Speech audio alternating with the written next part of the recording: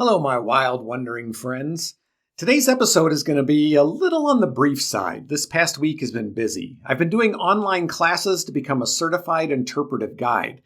Now, I'm not going to be shocked if you don't know what a certified interpretive guide is, but essentially, if you go to a historical site or a park or a zoo or someplace like that, and there's a person there talking about the history of that particular place or a particular animal or ecosystem, that person is doing what we call interpretation. Now, there's no requirement that someone doing interpretation is a certified interpretive guide, but it doesn't hurt, right? What it means for me in the long term is not only that I've learned some new skills and some new ways of thinking about presentations, but having a professional certification can potentially open up some new opportunities. What it means in the short term is that this has been a busy week and a half filled with online classes and homework, so you'll have to forgive me a slightly shorter episode than normal. But that said, there's a couple of bird species that have been on my mind and I want to tell you about them. These birds have a few things in common, other than just being seen by me recently, including some interesting responses to predators. They're the killdeer and the American Avocet. I'm your host, Tim the Nature Nerd O'Hara, and this is the Dispatches from the Forest podcast.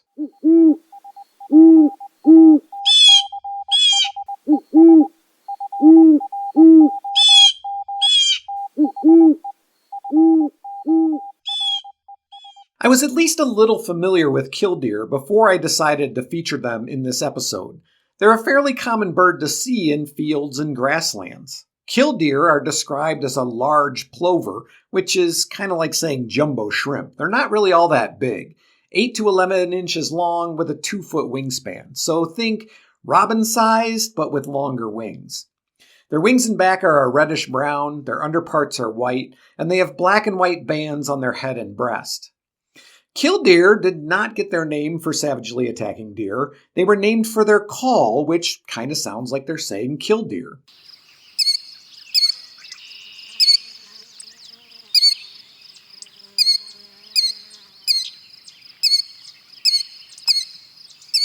They're very vocal, even sometimes calling at night, and when disturbed, they make a rapid series of notes.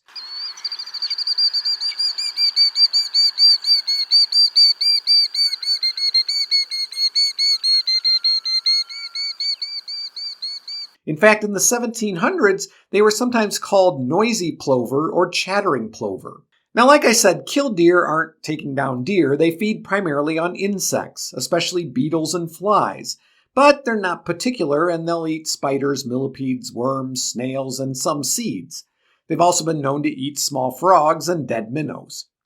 Killdeer forage by sight using some interesting techniques. One is called foot trembling, where they stand on one foot, shaking the other in shallow water for about 5 seconds, and this will sometimes stir up potential prey. Similarly, on land, killdeer will run across the ground in spurts, stopping with a jolt every so often to see if they've startled up any insects. On agricultural land, they're known to follow farmers as they plow, snatching up any worms or insect larvae that the disturbance has revealed. Outside of the breeding season, killdeer often forage at night, depending on the lunar cycle. When the moon is full, they feed more at night and roost more during the day. I can only hope that right now they're enjoying the bountiful buffet of miller moths, which I mentioned in the last Dirt Dispatch episode, which are migrating through here right now. For the killdeer, the advantage to foraging at night is that there's more insects and a reduced risk of predators. Now, technically speaking, being a plover and all, killdeer are considered a wading or a shorebird, and yeah, you might find them near water, but unlike other shorebirds, killdeer are common in dry areas. They're often found in fields and open areas, places where the vegetation isn't much more than about an inch tall, making them a common bird found in places like grazed fields, golf courses, parks, and athletic fields. And this has been my experience with killdeer. I'm not sure I've ever seen one near water, but I see them frequently in open grassy areas. But that's because in addition to foraging for insects there, these are the habitats where they nest. Killdeer are ground nesting, although the nest itself is nothing more than a shallow depression or a scrape on the ground, fringed by some stones and blades of grass. A mated pair pick out a nesting site through a ritual known as a scrape ceremony. The male lowers his breast to the ground and scrapes a shallow depression with his feet. The female then approaches with her head lowered and takes his place. The male then stands with his body tilted slightly forward, spreads and raises his tail while calling rapidly. Eggs are laid right on the bare, scraped depression, but nesting material is added later and can include rocks, bits of shell, sticks, and even trash. Interestingly, killdeer choose light-colored materials more often over dark-colored materials. Now, this might serve to keep the nest cooler. One study found that nests made with light-colored materials were up to 11 degrees Fahrenheit cooler than the surrounding ground. But it may also help to camouflage the eggs, and this theory has support too. Nests made of darker material that contrasted with the ground more suffered a higher rate of predation. Speaking of predators, killdeer may be best known for the way they respond to predators during the breeding season. The intensity of their predator response varies through the breeding season. During egg laying, the most common response is to just quietly leave the nest. But after egg laying and during incubation, the intensity of their predator responses increases, peaking just after hatching, which makes sense. It's worth more to protect the young then, since they're more likely to fledge. Chicks, like many ground nesting birds, are precocial, walking within just a few days of hatching. And as the chicks get older and more independent, parental predator reactions decrease in intensity. But just what are these predator responses? Well, killdeer parents use a couple of methods to distract predators from the nest. One method is called injury feigning, or more commonly, the broken wing display. It starts with the bird running from the nest, making alarm calls and calling attention to itself. Once it has the attention of the predator, it turns its tail towards the predator and displays the orange color of its rump. Then it crouches, droops its wings, and lowers its tail. With increasing intensity, it holds its wings higher and depresses and fans out its tail more, all while trying to keep from getting caught and leading the predator away from the nest. Even with such a great acting job, about half of all killdeer eggs are lost to predators. Another behavior that's been described is called the ungulate display. The ungulate display is used mostly to try and prevent horses, cows, and other large hooved animals from stepping on the nest and the eggs. In the ungulate display, the adult still raises its wings and exposes its rump, but then it lowers its head and charges the threat in an attempt to get the animal to alter its path. It's a bold move, and it can prove fatal for the displaying bird, but that's what parents do, right? Now, if only one brood is laid, or in the first brood, chicks are raised by both parents, but usually only attended to by one parent at a time, generally the female, until about 2 weeks of age. The other adult will stay at least 75 feet away. Periods of attentiveness for each parent last between an hour and an hour and a half. After the first 2 weeks, both parents will occasionally be seen with the chicks at the same time.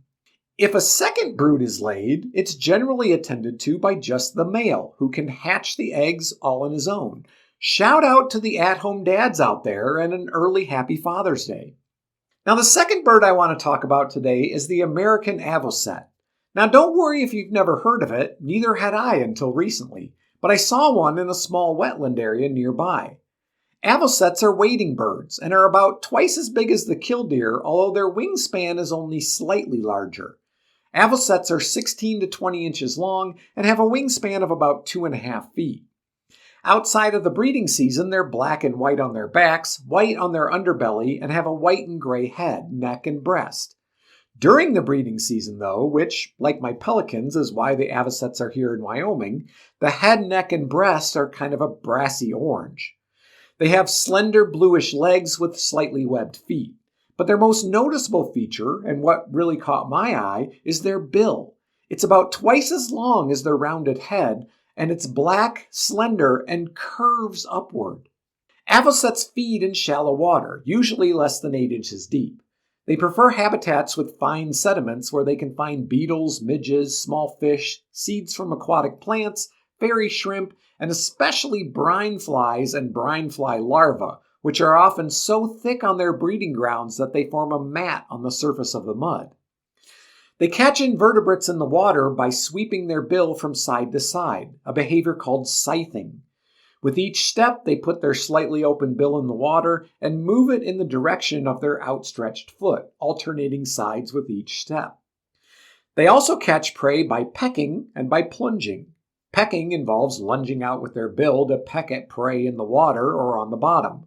Plunging is also just what it sounds like, plunging their head and neck underwater to grab prey. The foraging method used varies. Scything and pecking occur more during the day, while plunging is more common at night. Now, avocets used to be found across most of the United States, but they were extirpated from the East Coast by the early 1900s as a result of shooting and trapping. Now they breed in areas just east of the Rocky Mountains, from Canada to northern Texas, and generally spend the winter along the coast. After reaching their breeding grounds, avocets quickly pair up and establish territory. During its mating display, the male avocet preens himself with water, gradually gaining intensity to the point of frenzied splashing, which is just a fantastic visual to imagine, if you ask me. After mating, the pair intertwines their neck with their bills crossed and runs forward. The pair remains together for a single breeding season.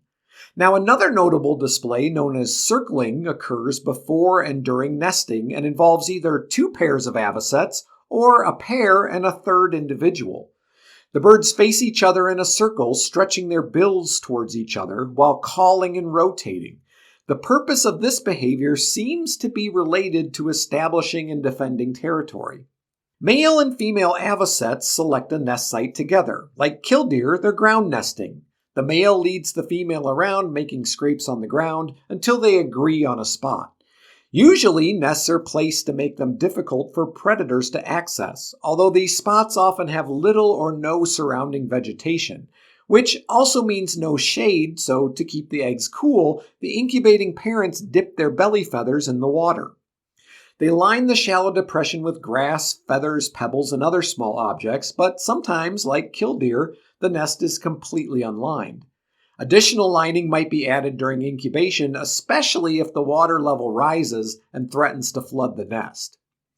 Avocets are also known to engage in brood parasitism, which is laying their eggs in the nests of other avocets and sometimes even other species of bird. Luckily for them, birds can't count, and these unsuspecting foster families don't seem to notice. American avocets use three distinct calls: the common call, the excited call, and again, the broken wing call. The common call is a loud and repeated wheep sound.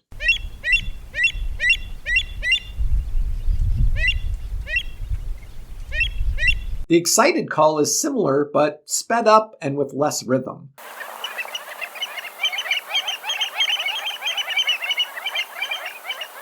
The broken wing call is noticeably different, a screech that is, as it's intended to be, much more distressed sounding.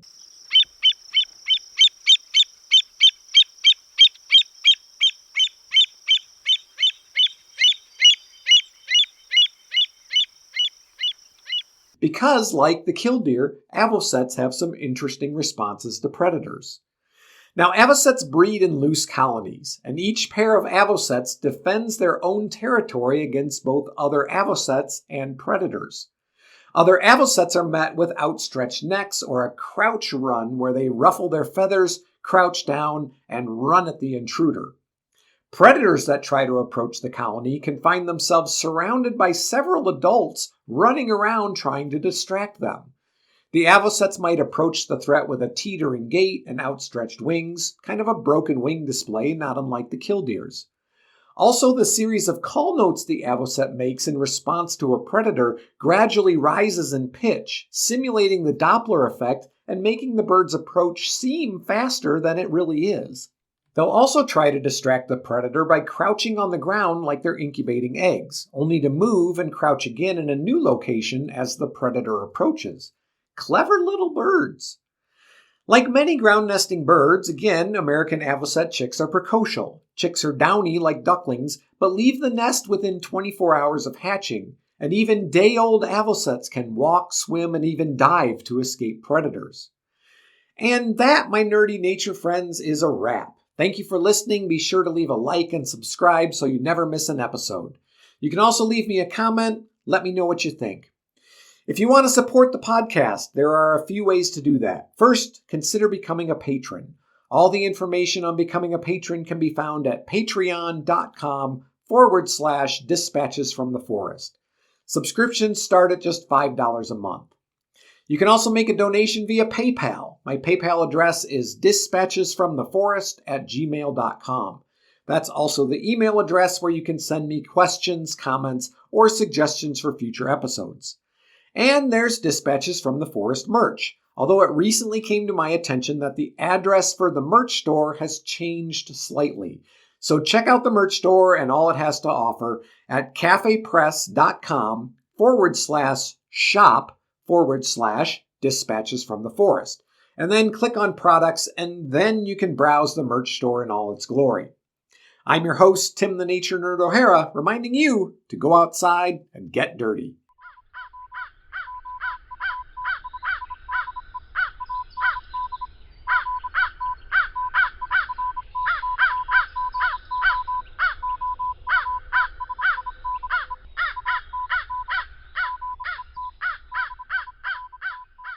The Dispatches from the Forest podcast is a production of Dispatches from the Forest and may not be used or rebroadcast whole or in part without express written permission.